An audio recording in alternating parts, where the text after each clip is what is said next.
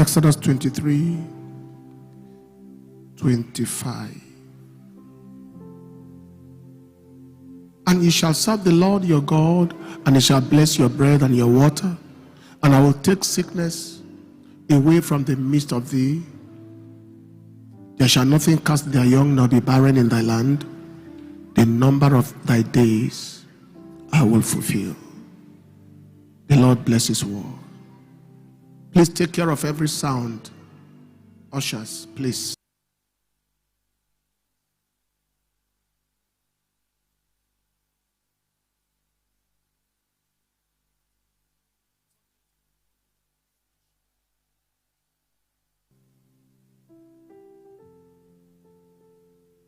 Part 3.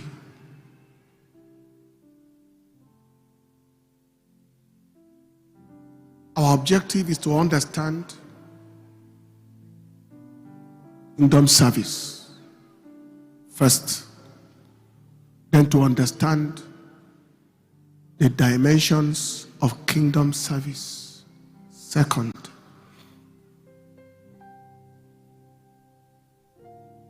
and then to understand keys to acceptable and profitable service third, and then to understand the profit of service. The Bible made it clear that two major actions confirm man's dedication to God. According to Matthew chapter 4 verse 10 and also Luke chapter 4 verse 8, thou shalt worship the Lord thy God, and him only shalt thou serve.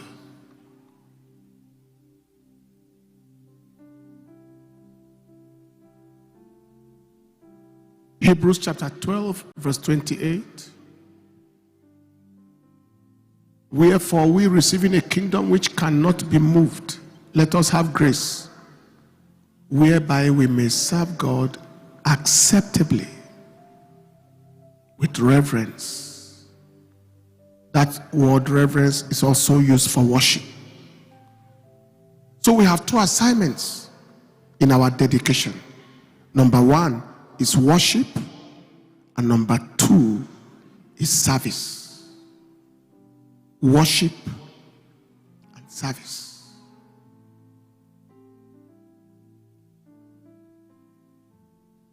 A man can only confirm that he is successful in life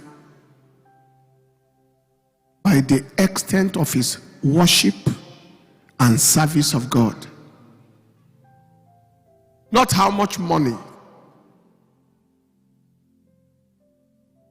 Progress in the direction of God is progress in the right direction. Nobody is making progress who is not progressing with God.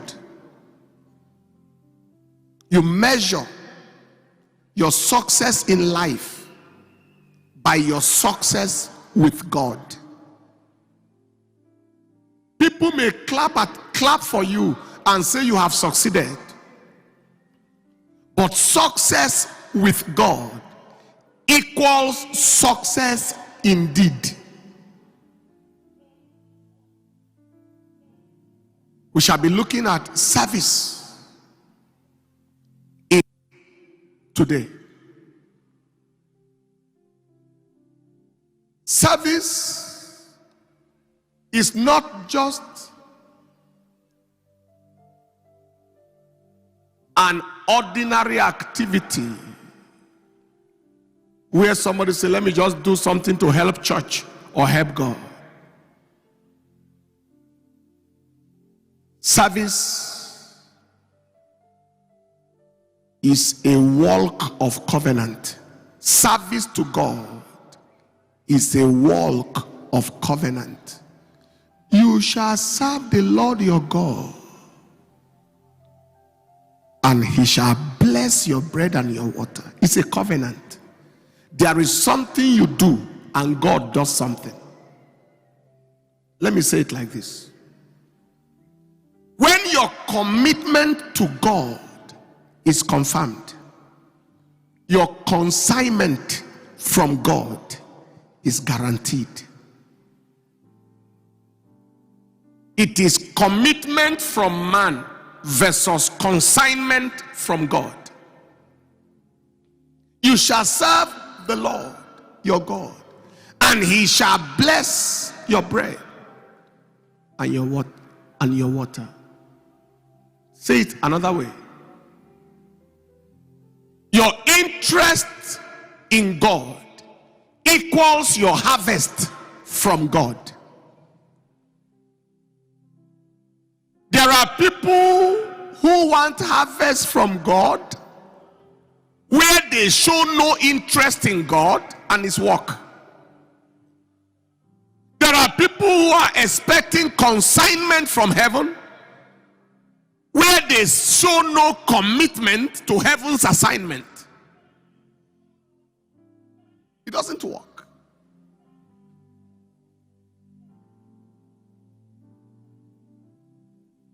Since I started following God with passion, I have not had to ask for a cloth or a car or a house. Even when we were pastoring for over 13 years and living in rented houses. No need to ask. If I ever ask God for something, it is for more spiritual wiring to serve him better. You shall serve, and he shall bless. Please, let's leave the realm of just asking God for things and move into the realm of doing things that will commit God to do what he's meant to do. There are things you do with God, you don't need to beg him to do what he's meant to do. It's a covenant. Having said that, what is service? I have to be fast because of time. In the first service, I said that service involves running the errand. Okay, service involves waiting on the master for instructions and command. Here am I. Send me. Here am I. Send me. As the Lord needs somebody. Here am I. Send me. I will go, send me. I will go, send me. As the Lord needs somebody, I will go.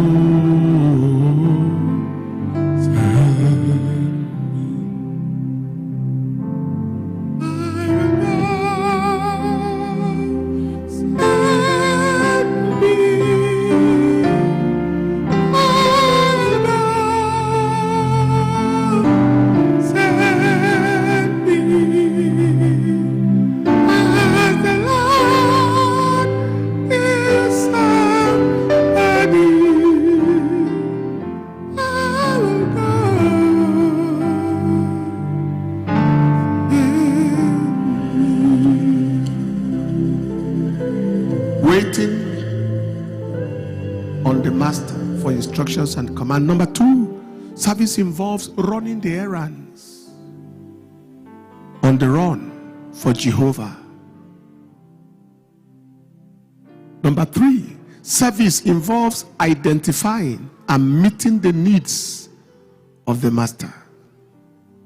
We use the Shunammite woman meeting the needs of the man of God as an example of kingdom service. Number 4, we said service involves making a difference in the world of the master. You are not just in church for nothing. You made a difference.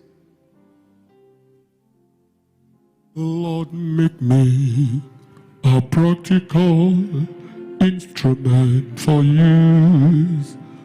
Use me, Lord. Lord, make me a practical instrument for use. Use me.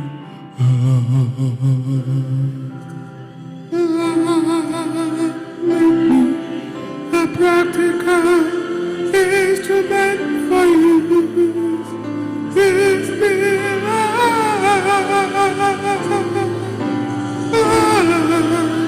make me a practical instrument for you. Use me.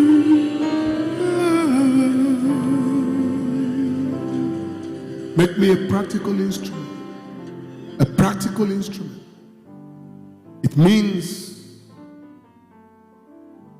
identifying and meeting the needs of the master. Number 4, service involves making the difference in the world of the master. And number 5, service involves filling the vacuums in the assignment of the master. Vacuums. Where can I be of use? Where he leads me, I will go. In the army, where he leads me, I will go. In the army, where he leads me, I will go. In the army, I'm a soldier in the army of the Lord. Where he leads me, I will go. In the army,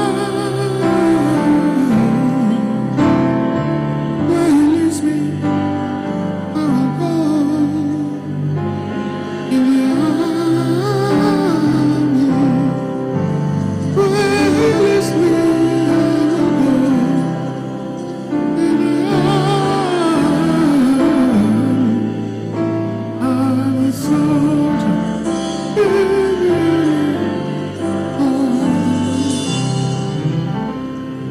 The Shunammite woman saw a vacuum in the life of the prophet Elisha.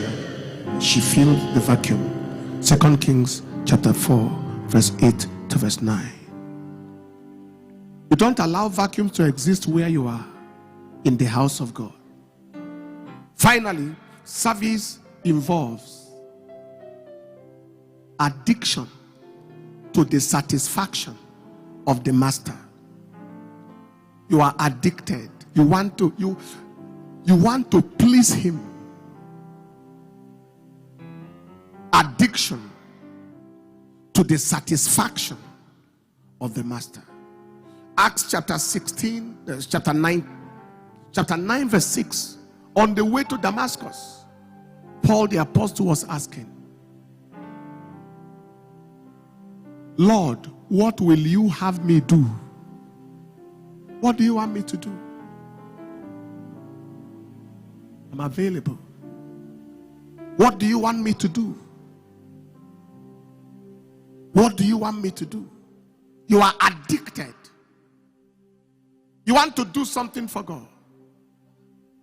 You are on fire, addicted. That is service. What are the dimensions of service that you can have? Number 1 is service with one's ability or capability.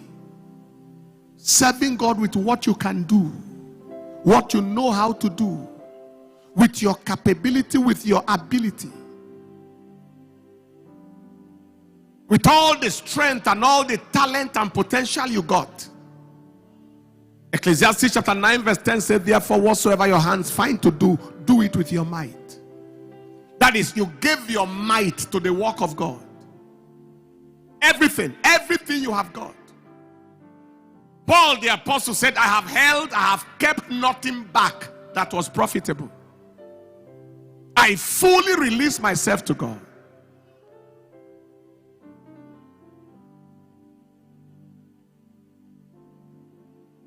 Colossians chapter 4 verse 12. Please handle this.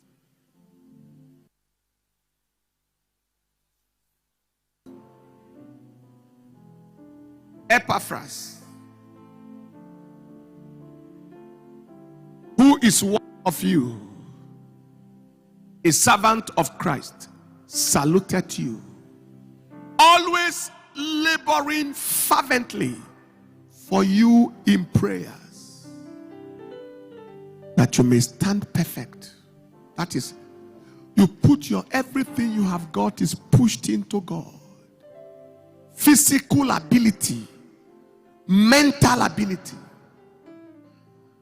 spiritual ability. That is, there is nothing you know how to do that God needs that He will lack. Nothing. Nothing you know how to do. No wisdom in any realm you carry that God needs and He has to beg you for it. Service with one's ability, with one's talent and potential. Number 2 is service with one's resources. Serving God with your finances, with your money. We read earlier on in Psalm 22 verse 30, he said, a seed shall serve him, and it shall be accounted unto him for a generation.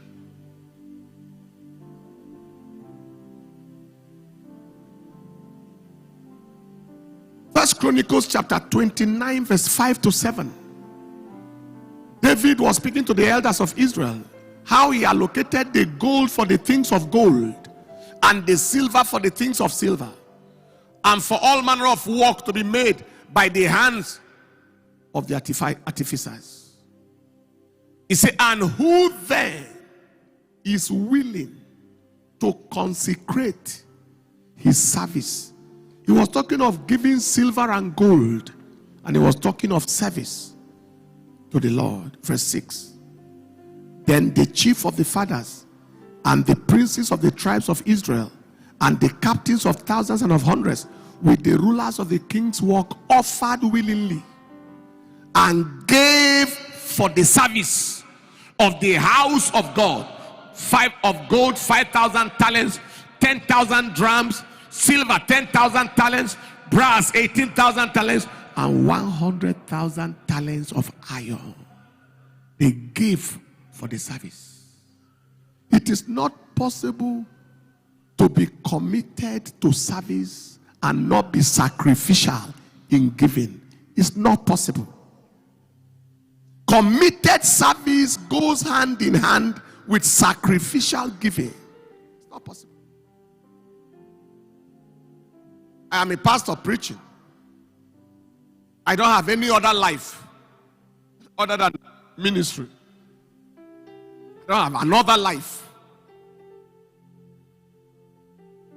Some people even think we don't eat, or we don't have the right to eat. We don't have the right to be tired. For example, after the fasting and prayer in the evening, there will still be a line of people waiting.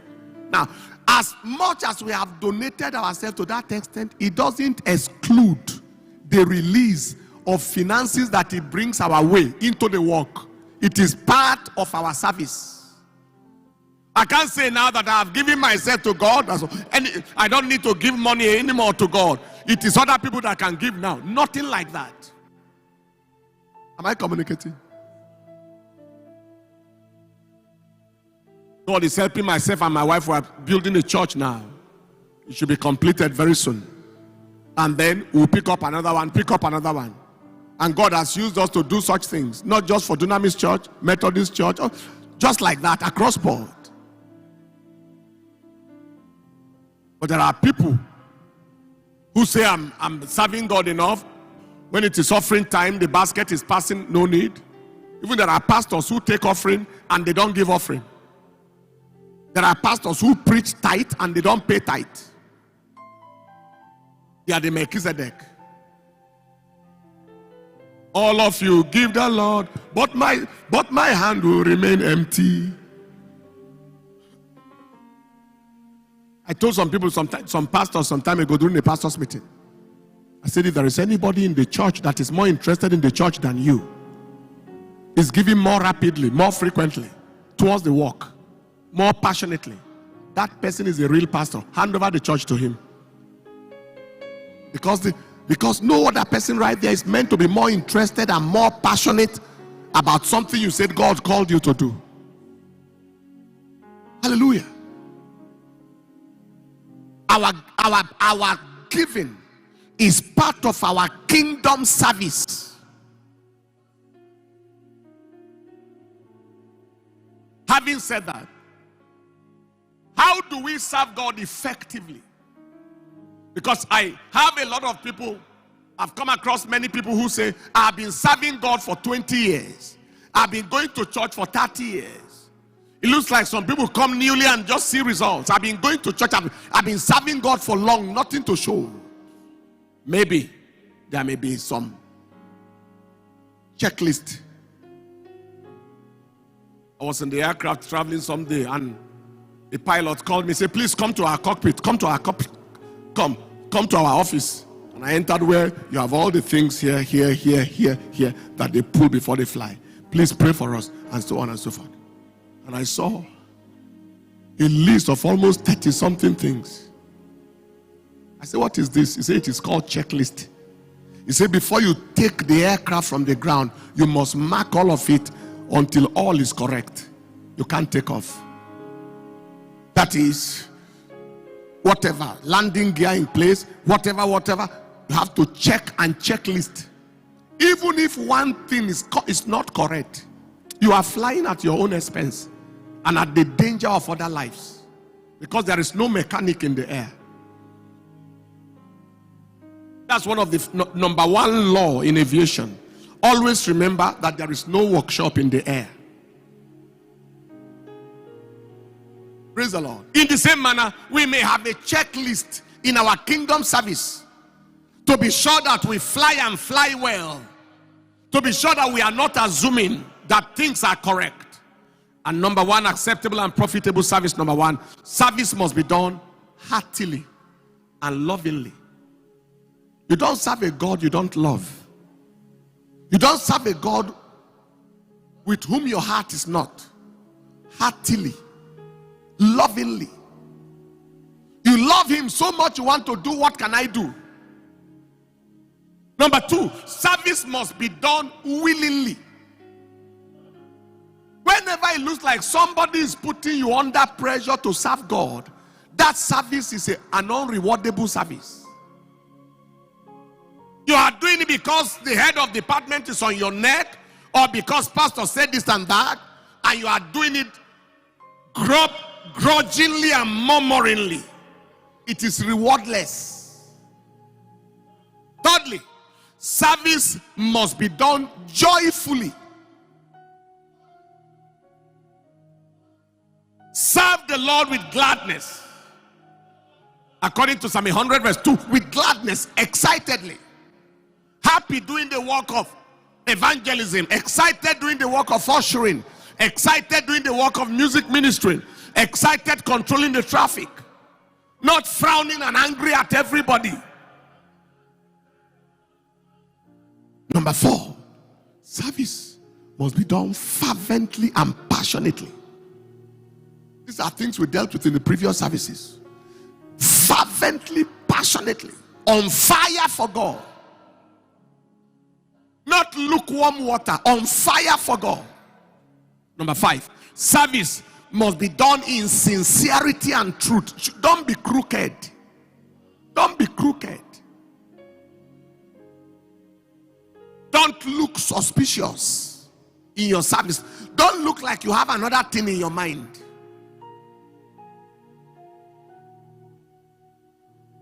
You don't join the department because you want to find a wife or a husband there. Number six, service must be done in humility. Humility. Every braggadocious, arrogant service is a rewardless service. Lucifer's service terminated with pride, and he became the king of hell. Humility. You are a billionaire, but clean the floor. If as God leads you to such a department, and relate with the unemployed young man, relate with him, calm down. Bible say, who maketh thee to be different, to be different from another? No, you don't talk like, is it because we're in the same church? If you see me in my office, can you talk to me like that? That renders that service very useless. We are brethren. We are brethren. We are brethren. We are brothers and we are sisters. Service must be done in humility. Nobody knows who you are or what you have the capacity of doing, or that you are a billionaire or a top ranking. I saw one of our young ladies here the other day. Very, very fervent, very, very passionate, very, very, very, very, very, very active in church. And then she came out. I have a little offering for you, sir. And I gave her. I said, so what do you do? So she's a consultant physician. And that is our field. Consultant cardiologist, you. Really? That is, you studied Dr. Sete, you have finished the first level, when you became a physician specialized in the heart. You are there, everybody, And I felt comfortable that is how life should be. You may be anything, but nobody is aware. You are in the same department with the person who just finished secondary school, and you are able to talk at the same level on the basis of the work of God.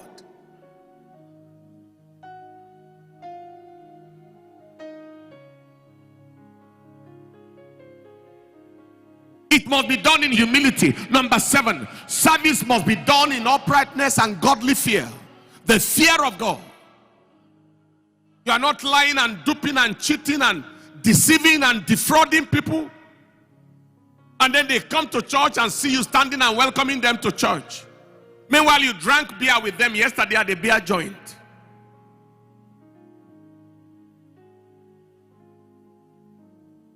That is terrible. It must be done in uprightness and godly fear, not with compromise. Otherwise, you can be in church for donkey years. No result. Number 8, service must be devoid of eye service and men pleasing. Service to God. You are not doing it for a man to see. You are not doing it for a human being to tell you thank you. There are people who complain and murmur all the time. I have been in church all this while. Nobody even recognizes that I'm there. All this labor, all this effort, nobody is telling me thank you. If a human being tells you thank you, you have received your reward. Between the thank you of man and the thank you of God, which one do you prefer? I don't care whether a man thanks me. All I want is my Father at the end of my journey to say, well done and welcome, thou good and faithful servant. That's all. At the end of my race, when I see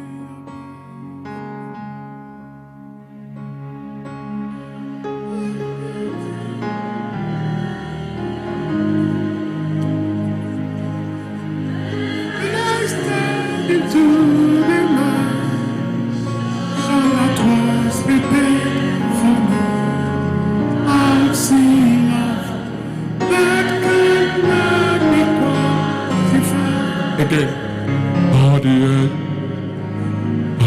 end of my race, when I see your blessed face, when I shall entered through the pearly gate. When I step into the light, show that was prepared for me. I'll see love. I'll see love that cannot be quantified. I'm amazed by your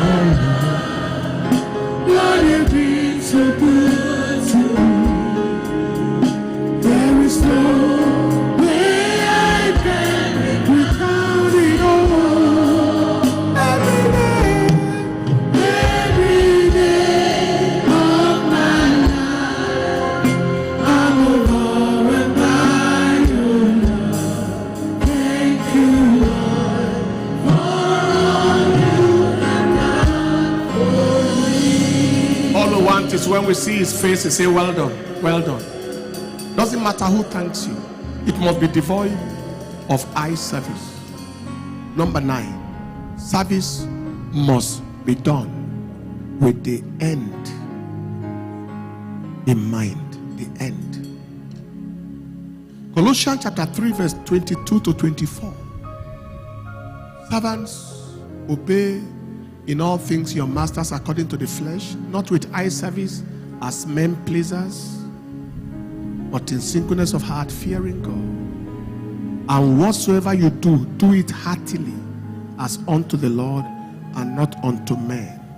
Romans chapter 14 verse 12. He said, we all shall appear.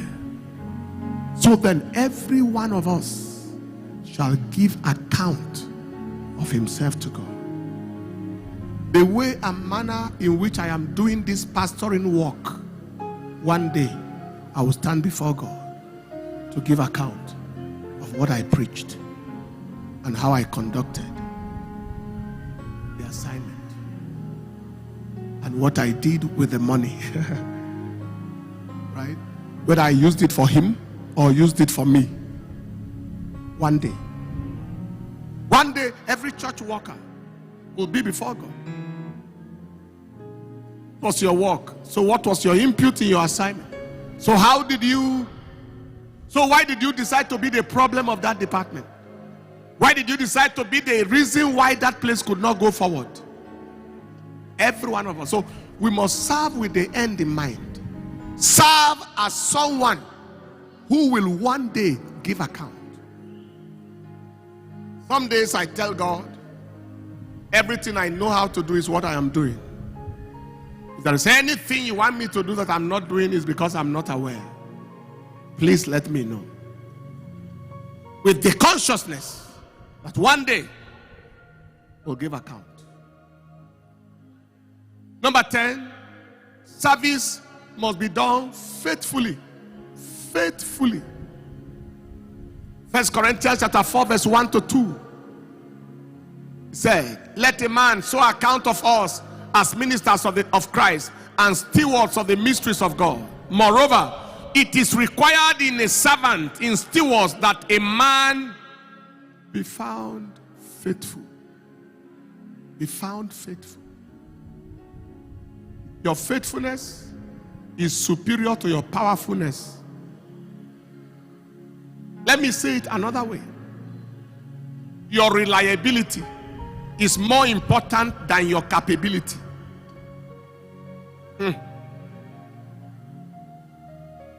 Matthew chapter 25 verse 23. He said, at the end, his Lord will say to him, well done, thou good and powerful servant. Is that what he said? Thou good and talented servant. Thou good and highly anointed servant. Thou good and very, very skillful servant. Good and faithful servant. In the kingdom, reliability rates higher than capability. Say that again. In God's kingdom, your reliability rates higher than your capability. Being dependable is more appealing to God than being even anointed or powerful. Let me say this to you. God prefers a faithful person to a powerful person. He prefers a committed person to a talented person. There are many talented voices in church who are singing for the devil in the world now. They left church and went to the world. And why is that so? If you are committed but not talented, God can impart you. If you can find commitment, he will impart you with ability, so that he can merge your reliability to divine capability, so you can have unusual productivity.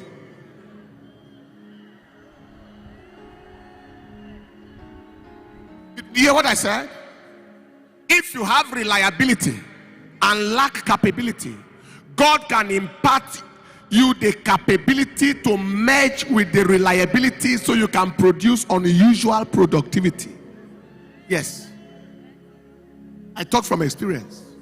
There are many things I do today that I never did many years ago. I had the heart to worship God, but not the voice of singing as at 30 something years ago. I was in the choir, all right, but just one of the members of the choir at that time. When you are reliable, God can make you capable. But when you are capable and not reliable, there is nothing God can do with you. Nothing. He just leaves you alone and just go ahead. And hear this.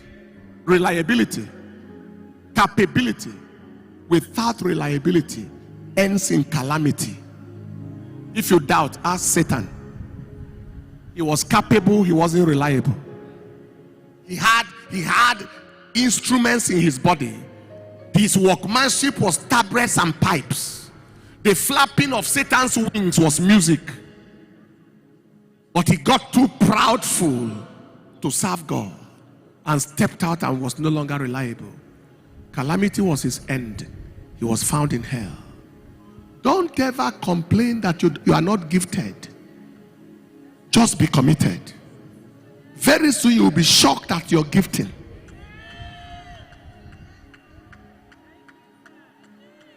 Because there is nothing God cannot do. If he can turn water into wine, what can he not turn a person into? If he can make a donkey to prophesy, what can he not make out of you? If he can turn dust into person, he molded dust and turn it into person, what will he not turn somebody who is already a person into?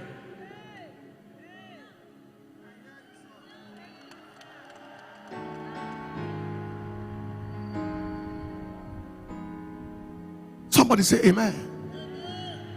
That is why many people say, I've been in church but I haven't seen result. Are you faithful? Are you dependable? Are you there when you are meant to be there?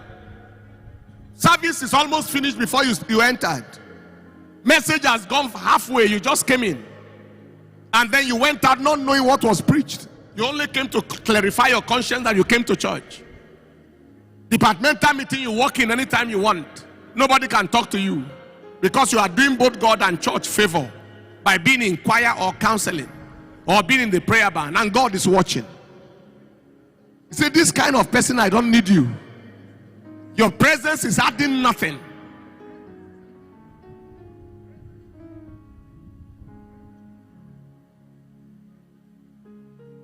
Is God speaking to somebody here? It must be done faithfully. Number 11, service must be done obediently.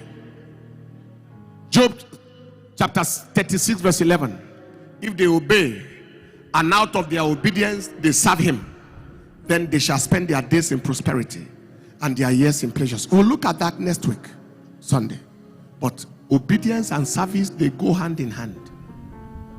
Deuteronomy chapter 13 verse 4 talks about obedience. It talks about service. You shall walk after the Lord your God and fear him and keep his commandments and obey his voice, and you shall serve him. Obey. What do you want me to do? How do you want me to do it? This is how you will do it. He places in your heart to do this and that. You obey. Obedience. Obedience of instructions. And finally, service must be done from the place of intimacy with God. I congratulate you in this last service because this is like the bottom part of the message. Numbers chapter 16 verse 9. He said, God was talking to the sons of Levi. Seemeth it but a small thing to you that the God of Israel has separated you from the congregation of Israel to bring you near to himself, so that you can do the service of the tabernacle. God brings people near himself first before he makes them to do things for him. In Mark chapter 3, verse 13 and 14, the Bible said concerning Jesus, he goeth into the mountain and calleth unto him whom he would, and they came unto him, and he ordained 12 that they should go and do ushering. He ordained 12 that they should join choir. That which is not wrong. He ordained 12 that they should become pastors and apostles. What did he ordain them to do? That they should be with him. And after that, that he might send them. Between being with him and being sent, which one is more compulsory? That they should be with him, but in the other case, he might.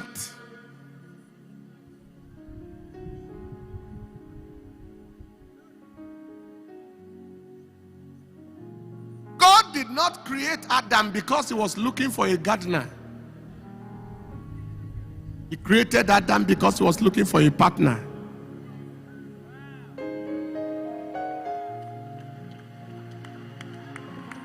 Are you hearing what I'm saying here today? He put man in the Garden of Eden to partner with him. The assignment of the Eden is a secondary assignment. Intimacy is superior to activity. But intimacy marries activity.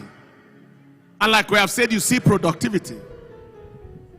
Never allow activity take the place of intimacy with God. Activity for God should never take the place of intimacy with God.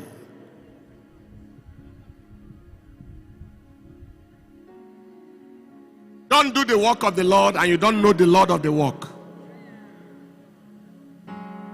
Am I communicating?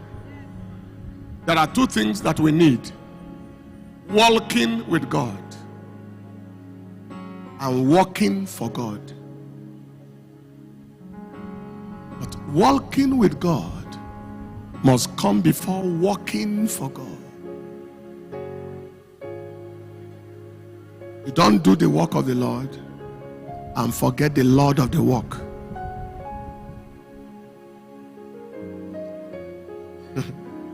It's as if the woman is so busy with what the husband provided for her that she forgot the relationship with the husband who provided everything. Am I communicating? Your prayer life, your study of the word, your fasting, your worship must be in place. Then your service becomes impactful.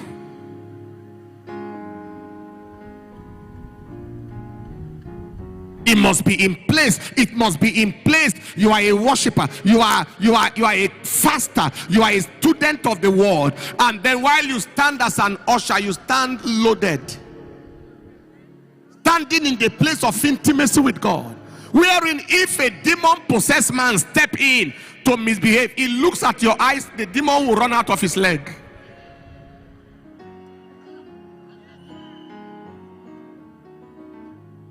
You know, let me give you an example of intimacy and activity. When we were medical students, some of our medical students in the class, they would go for evangelism in the ward. And some went to psychiatry ward, no, mad people's ward, to preach. And as they came to preach, one madman looked at one of them. He said, "Oh, you too, you are coming. Other people are coming, you are coming too. You." The person reversed. Because the devil knew her spiritual weight. He knew the capacity. You are not permitted to be around here. These people can do evangelism. They are on fire. They are working with God. You, who are you working with?